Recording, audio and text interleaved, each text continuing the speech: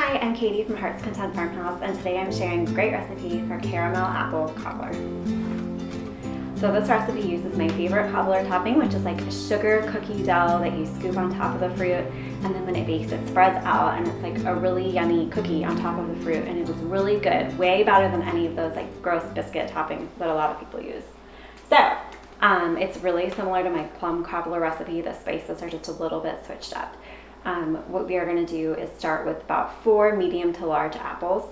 I used a combination of Granny Smith and Honeycrisp because I didn't have enough Granny Smith, but actually I think Granny Smith is the best one to do just because the tartness complements the caramel and the sugar so well. So you begin by peeling your apples, and then you want to cube them into like little chunks about the size of a Starburst candy. And go ahead and cube them all up. Just do it by hand. It does not take that long. And you should end up with about 4 cups of cubed apples. And if you don't, go ahead and chop up another one. And then we're just going to start by making our filling. We combine our cubed apples in a big mixing bowl with 1/3 cup of brown sugar. We're going to do 1/3 cup of brown sugar, a teaspoon of cornstarch, 1/2 teaspoon of cinnamon, 1/8 teaspoon of cloves, and 1/8 teaspoon of allspice. And this is just sort of like a traditional apple pie filling. The cornstarch is going to help that thicken up because the apples are going to release a lot of juices in the oven.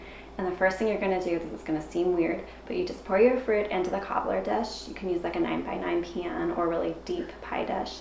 Cover it up with foil and bake it, just the filling, in the oven at 375 for 20 minutes. That has the apples release their juices, they mix with the cornstarch, and it starts to thicken up.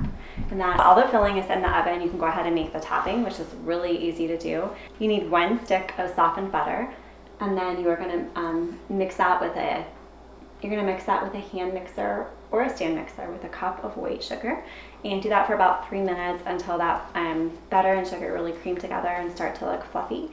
And then you're going to add 1 egg yolk, blend that in, and then you're just going to dump in all your dry ingredients. So for the dry ingredients, it's going to be 1/2 cup of flour and 1/4 teaspoon of baking powder, and then just a pinch of salt. This should just happen really fast. You don't need to be obsessive about, adding things in bit by bit or anything like that. It's just a cobbler topping. So once the 20 minutes is up for your filling, you take that out of the oven and remove the foil, and it should look juicy and a little bit brown on the edges. And then you just take that cookie dough and just scoop it on. It doesn't have to be perfect, just put it right on top, and then uncovered, put the cobbler back in the oven for another 40 minutes. That cookie dough is going to spread out and form a crust, and it's going to bake and turn brown, and it's really good. Then when it comes out of the oven, go ahead and drizzle on a little bit of caramel. I do about 1/4 cup. Just a store-bought caramel sauce is going to be perfectly fine. And then you do want to let it cool for about 20 minutes before you serve it, and it is definitely best served with ice cream.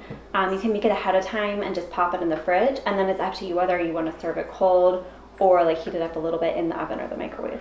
But this is a really easy recipe. If you love apple pie, you're going to love this recipe, but it's so much easier than making a pie. You don't have to roll anything out, you don't have to shape any crust, and it comes together really fast. But I mean, it seems just as special as making a pie.